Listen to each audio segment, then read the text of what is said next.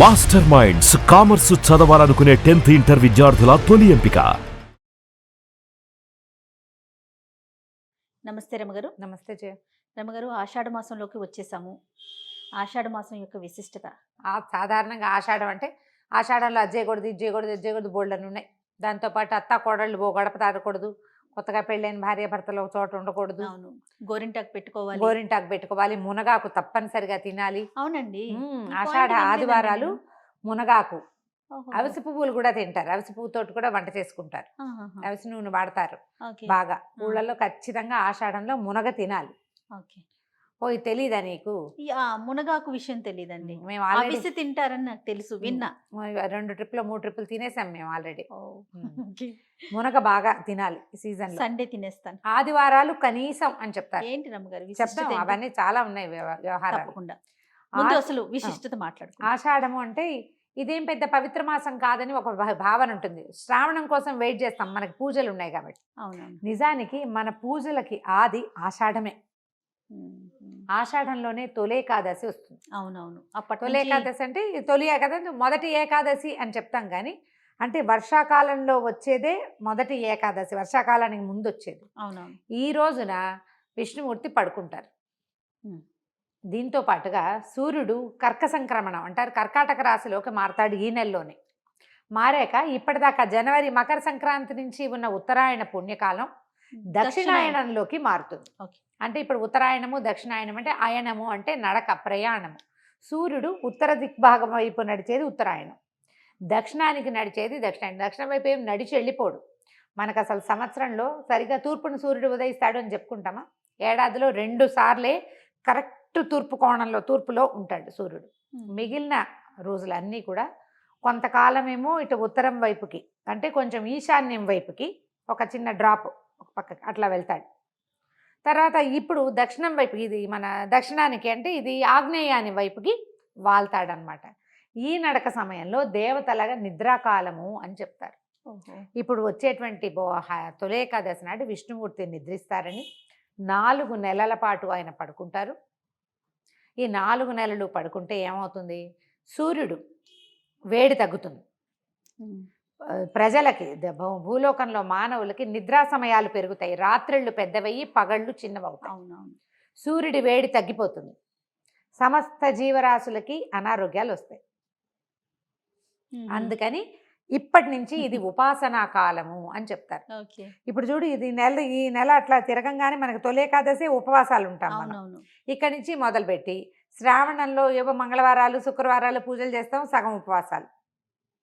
భాద్రపదంలో ఏవో కొంచెం పూజలు మనం నవరాత్రులు చేసుకుంటాము. తర్వాత 15 రోజులు పితృపక్షాలు వస్తాయి. ఎవరి తండ్రి తిథి ఉంటే వాళ్ళంతా ఉపవాసాలు ఉండాలి.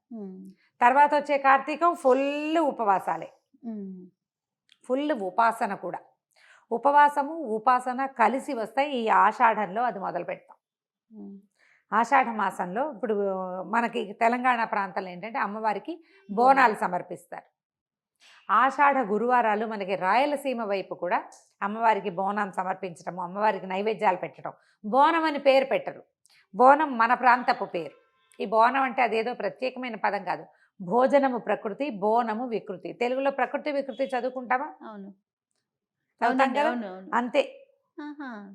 భోజనము బోనము, అమ్మవారికి ఆహార సమర్పణ చేయటమే బోనం అంటాం. బోనం.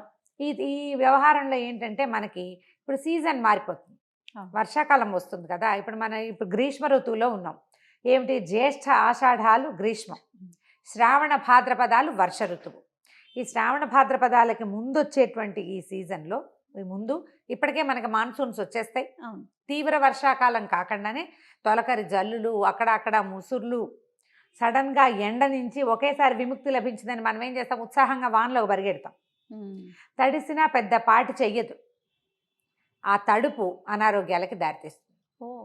అంటువ్యాధులు ప్రబలుతాయి, బాగా స్కిన్ ప్రాబ్లమ్స్ వస్తాయి, కలరా లాంటివి వస్తాయి, మోషన్స్ అవుతాయి. మనకు తెలిసిందే అది. స్టమక్ ఇన్ఫెక్షన్స్ బాగా వస్తాయి. ఈ సమయంలో ఇలా అంటువ్యాధులు అవి ప్రబలే సమయంలో మనం ఏ ఊర్లో ఉన్నామో ఆ ఊరి గ్రామదేవతని కొలిచి ఆమెకి ఆహారాన్ని సమర్పిస్తే అంటువ్యాధులు ప్రబలనివ్వకుండా అమ్మ తల్లి ఆపుతుంది అని. అన్నాన్ని శుద్ధంగా చేసి పెడతారు. బోన సమర్పణ ఏం చేస్తాం, ఏదో పాత్రలో వండి అవును. దానికి సున్నము అవి రాసి సున్నపు రాసి బొట్లు పెడతారు, సున్నం రాస్తారు ఆ కుండకి, పసుపు రాస్తారు, చక్కగా కుంకుమ అవి బొట్లు పెడతారు, వేపాకులు అవి వాడతారు విస్తారంగా. ఆ ఘటానికి చుట్టూతా వేప మండలు కడతారు. ఇప్పటి నుంచి మనం వేప విరివిగా వాడాలని తెలియజేస్తుంది. ఈ సీజన్లో మనం బాగా వేప ముంచిన నీళ్లు, వేప చెట్లు, వేప కొమ్మల్ని గుమ్మాలకు కట్టుకోవటము ఈ ప్రాంతంలో. ఎందుకంటే ఇంతకుముందు మనకి ఇక్కడ ఈ కలరా లాంటివి రావడం తెలుసు మనకి తెలంగాణ ప్రాంతాల్లో. మనం ఏం చేస్తాం, సాధారణంగా ఒక చోట దెబ్బతిన్నాం అనుకో, దానికి రిపేర్ మొదలు పెడతాం. అవునవును. ఆ రిపేర్ ఏం చేస్తాము, అది ఖచ్చితంగా చేయవలసిన విధానంగా అలవరుస్తాం. నువ్వు ఇప్పుడు ఏకాదశి ఉపవాసం నేను ఉంటాను, ఉపవాసం ఎందుకు ఉండాలో నేను అర్థమయ్యేలాగా చెప్తే ఎంతమందికి నచ్చుతుంది? ఉపవాసం ఉంటే కొంతమందికి నచ్చదు, కొంతమందికి నచ్చదు. ఎవరుంటారు అనిపిస్తుంది. ఉపవాసం చేయటం వల్ల నీ ఆరోగ్యానికి వచ్చే ఇది నీకు డైటింగ్గా కూడా యూజ్ అవుతుంది. ఇలాంటి మాటలు చెప్తే ఇంకొంచెం నచ్చుతుంది. దాన్ని మనం సాంప్రదాయంగా భావించేసి దాన్ని అవలంబించేస్తూ ఉంటాం. అందుకని ఏం చేశారంటే ఒట్టి మాటగా శాస్త్రం చెప్పింది ఖచ్చితంగా ఇది ఇవాళ నుంచి చెయ్యాలి, ఈ రోజున ఇదే తినాలి, ఫలానా అస్సలు తినకూడదు, తింటే రౌరవాది నరకాలు వస్తాయి, పాతాళంలో పడతావు, భూలోకంలో పడతావు, మళ్ళీ కటాక్షం ఉండదు, కటాక్షం ఉండదు, అలాంటివి చెప్పి భయపెడితే గాని ఎవ్వరు వినరు. అవునండి. కాబట్టి ఇక్కడి నుంచి అది మొదలు పెట్టారు. ఈ విష్ణుమూర్తి నిద్రించే కాలం కదా, ఇక్కడి నుంచి 4 నెలలు కార్తీక శుద్ధ ఏకాదశి దాకా ఇది దేవశయని ఏకాదశి, అది బోధిని ఏకాదశి. విష్ణువు నిద్రలేస్తాడు. ఈ 4 నెలలు చాతుర్మాస్య దీక్ష వహిస్తారు చాలామంది. చాతుర్మాస్యం సాధారణంగా యతులు, సన్యాసులు, పీఠాధిపతులు ఏ ప్రాంతంలో ఉన్నారో అక్కడే ఉంటారు, కదలరు, ప్లేసులు మారరు, ప్రయాణాలు చేయకూడని నెలలు. ఇప్పుడు వాళ్ళకి చాతుర్మాస్యం, మనం ఏం చేయాలి, ట్రిప్పులు అవి పెట్టుకోకూడదు. ప్రయాణాల్లో ఇప్పుడు ఇదివరకు ప్రయాణాలు ఏం చేసేవాళ్ళు, ఈ అడవుల్లో నడిచిపోయేవాళ్ళు. ఎక్కడ పిడుగు పడితే ఏమైపోతుందో.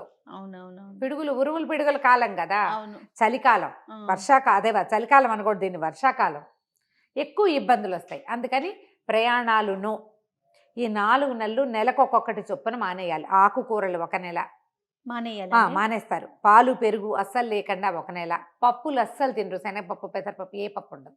అట్లా 4 నెలలు పద్ధతిగా ఉంటారు. ఈ 4 నెలల్లో 4 రోజులు 8 ఏకాదశులు వస్తాయి. ఈ 8 ఏకాదశుల్ని ఖచ్చితంగా ఏకాదశి నియమం పాటించుకోవాలి. ఏకాదశి మొత్తం ఉపవాసం ఉండి ద్వాదశి నాడు భోజనం చేస్తారు. దీంట్లో పౌర్ణములు వస్తాయి, 4 పౌర్ణములు వస్తాయి. 4వ పౌర్ణమి మనం చూడకపోతాం బహుశా. ఇప్పుడు ఆషాఢము, శ్రావణం, భాద్రపదం చూస్తాం. 4 పౌర్ణములు చూసి 5వ పౌర్ణమి వచ్చే నాటికి మనకి దీక్ష విరమణ అయిపోతుంది. చాతుర్మాస్య దీక్ష మామూలు గృహస్థులు కూడా చేయొచ్చు.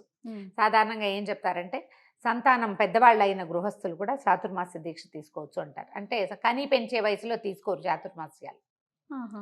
గృహస్థులు కొన్ని చాతుర్మాస్యంలో కొన్ని నియమాలు ఉంటాయి. ఏది ఇలా కొన్ని తినకూడని పదార్థాలు అవి వదిలిపెట్టడము, ప్రయాణాలు మానేయచ్చు. ఇందులో ఏకభుక్తము, భూశయనము, బ్రహ్మచర్యము ఇలాంటి నియమాలు ఉంటాయి. అవి చిన్నవాళ్ళకి పెట్టరు, పెద్దవాళ్ళు. చిన్నవాళ్ళు మామూలు వాళ్ళు మనబొట్టి వాళ్ళు ఏం చేయొచ్చు, ఏకాదశి నియమాలు ఉంచుకోవచ్చు. ఇక్కడి నుంచి ఉపాసనా బలం పెరుగుతుంది.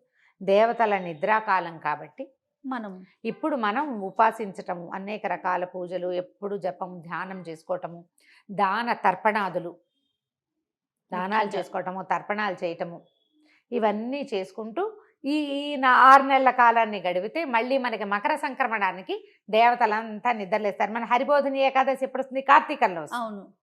కార్తీకంలో విష్ణువు నిద్రలేస్తాడు. మిగిలిన దేవతలందరూ కూడా కొంచెం ఇదిగా ఉంటారు. కార్తీకం తర్వాత మార్గశిరము చివరిలోకి సగపడయ్యేసరికల్లా మళ్ళీ మనకి ఇది వస్తుంది. మార్గశిరం అవ్వగానే ఉత్తరాయణ పుణ్యకాలం వచ్చేస్తుంది కదా. మనకి ఎప్పుడు వస్తుంది అది, జనవరి 14 వస్తుంది.